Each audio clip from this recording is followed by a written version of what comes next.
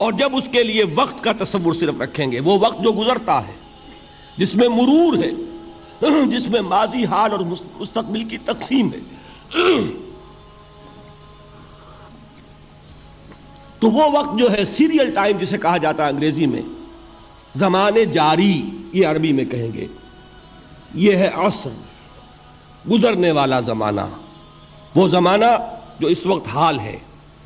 ایک لمحہ ہے حال، اگلے لمحے وہ ماضی ہو گیا، اور اس سے پہلے لمحے وہ مستقبل تھا۔ ہر لمحہ جو ہے وہ گزر رہا ہے کہ میں اپنی تسبیح روز و شب کا شمار کرتا ہوں دانا دانا۔ یہ زمانہ جو ہے گزرتا ہے ماضی، حال اور مستقبل میں، اس کو کہتے ہیں عصر۔ اسی لیے اب اس کا ترجمہ کیا ہوگا؟ تیزی سے گزرنے والا زمانہ گواہ ہے۔ یہ زمانہ گزر رہا ہے، یہ تمہیں اپنی غفلت میں ٹھہرا ہوا نظر آ رہا ہے۔ ہوشیار ہو جاؤ، یہ زمانہ تیزی سے گزر رہا ہے۔ دل کی ہر دھڑکن کے ساتھ تم اپنی قبر سے قریب تر ہوتے چلے جا رہے ہو۔ یہ چونکانے کا انداز ہے۔ یہ زمانہ جو، یہ دیکھیے ایک شعر بچپن میں ہم نے پڑھا تھا، اس وقت اس کی کیفیت آپ پر طاری ہوگی۔ غافل تجھے گھڑیال یہ دیتا ہے منادی، گردوں نے گھڑی عمر کی ایک اور گھٹا دی۔ Every minute which is passing, it is bringing you nearer to your grave۔ ہم نے اپنے میٹرک کے زمانے میں ایک انگریزی کی نظم پڑھی تھی، سام آف لائف۔ اس میں ایک سٹینزا میں آپ کو پڑھ کر سنا رہا ہوں۔ Art is long and time is fleeting, and our hearts though stout and brave, still like muffled drums are beating funeral marches to the grave۔ یہ آپ کے علم میں ہوگا، جب کوئی فوجی بڑا شخص جو ہے، کوئی جرنیل، اس کا جب انتقال ہو جاتا ہے، اس کی لاش کو لے کر جاتے ہیں اس کے کفن کو، تو اس کے ساتھ ہی بینڈ بجتا ہے۔ بینڈ کی ہر جو بیٹ ہے اس کے ساتھ وہ جنازہ قبر سے قریب تر ہو رہا ہے۔ وہی بیٹنگ آف دی ہارٹ ہے، دل کی ہر دھڑکن کے ساتھ تم اپنی موت سے قریب تر ہو رہے ہو۔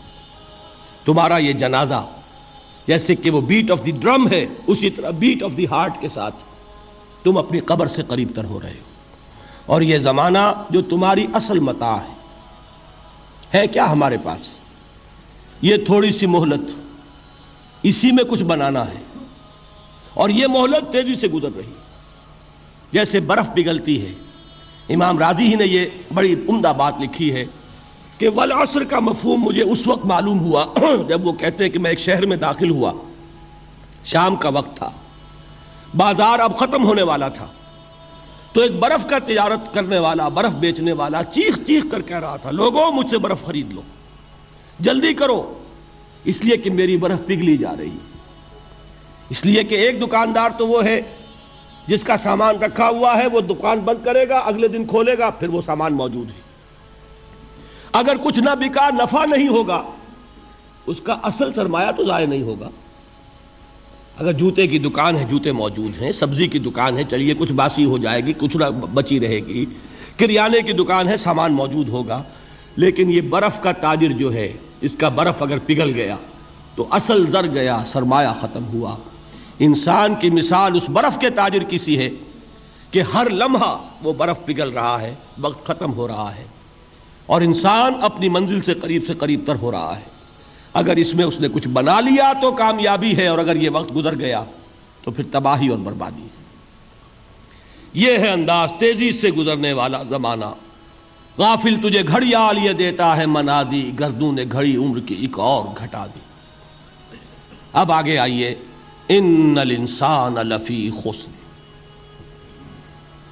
الانسان، یہ لام اس کو کہتے ہیں لام تعریف، اور اس میں بہت سے مفہوم پیدا ہوتے ہیں، اس وقت مجھے زیادہ تفصیل میں نہیں جانا۔ یہاں مراد ہے تمام انسان، یہ لام حصر ہے۔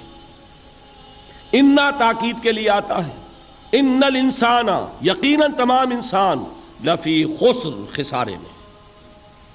لام پھر تاکید کے لیے ہے۔ اب یہ میں جن لوگوں کو عربی گرامر سے کوئی تھوڑا سا شغف ہے ان کے لیے عرض کر رہا ہوں، ایک آیت بھی معجزہ ہے قرآن کا۔